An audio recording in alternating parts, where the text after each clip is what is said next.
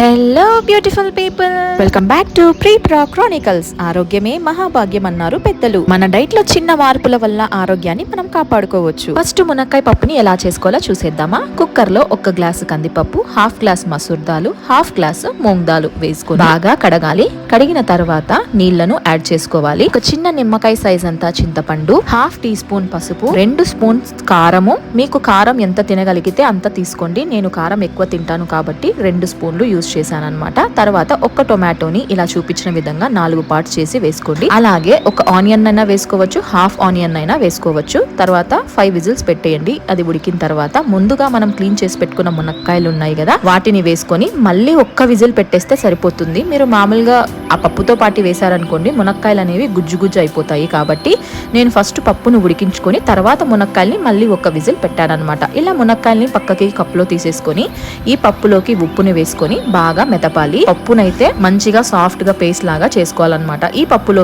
ముందుగా ఉడకబెట్టుకున్న మునక్కాయల్ని కూడా యాడ్ చేసుకొని ఒకసారి మిక్స్ చేసేసుకోండి. ఇప్పుడు తాలింపు కోసం అయితే గిన్నె పెట్టేసుకొని ఆయిల్ వేసుకొని ఆయిల్ హీట్ అయిన తర్వాత ఆవాలు, జీలకర్ర, మినప్పప్పు చిటపటలాడిన తర్వాత 2 ఎండు మిరపకాయలు, 3 నుంచి 4 వెల్లుల్లి రెబ్బలు, అవి మంచి సువాసన వచ్చిన తర్వాత గుప్పెడు కరివేపాకును వేసేసుకొని అందులోకి ఈ పప్పుని వేసేసుకొని ఒక 5 నిమిషాలు మగ్గనివ్వండి. అంతే సరిపోతుంది. పప్పు అయితే రెడీ అయిపోయింది. ప్రోటీన్ రిచ్ మునక్కాయ పప్పు తయారైపోయింది. ఇప్పుడు క్వీన్ వా బ్రౌన్ రైస్ తో హెల్తీ రైస్ ని ఎలా చేసుకోవాలో చూసేద్దాం. ఇక్కడ నేను యోగా బార్ క్వీన్ వాని తీసుకుంటున్నాను. 2 కప్పుల బ్రౌన్ రైస్ ని తీసుకొని కడిగి పక్కన పెట్టాను. ఇంకొక బౌల్ లో 1 గ్లాస్ క్వీన్ వాని తీసుకొని కడిగేసి ఈ 2 కూడా కలిపి కుక్కర్ లో వేసుకున్నాను. కుక్కర్ లో వేసిన తర్వాత 5 గ్లాసుల నీళ్ళని తీసుకుంటున్నాను. 2 గ్లాసుల బ్రౌన్ రైస్ కి 1 గ్లాస్ క్వీన్ వాని వేసుకొని 5 గ్లాసుల నీళ్ళని యాడ్ చేస్తున్నాను. 1 స్పూను ఉప్పుని కూడా వేసుకోండి. తర్వాత 5 విజిల్లను పెట్టేయండి. ప్రెషర్ అంతా పోయిన తర్వాత ఓపెన్ చేసి చూసినప్పుడు కొంచెం నీళ్ళు ఎక్కువగా ఉన్నాయి అని అనిపిస్తే గనక ఇంకొక 2 విజిల్స్ పెట్టుకోవచ్చు. ఇలా పొడి పొడిగా వస్తుంది. రైస్ ని తినకుండా డైట్ చేయాలని డయాబెటిక్ పేషెంట్స్ కానీ, వెయిట్ లాస్ కోసం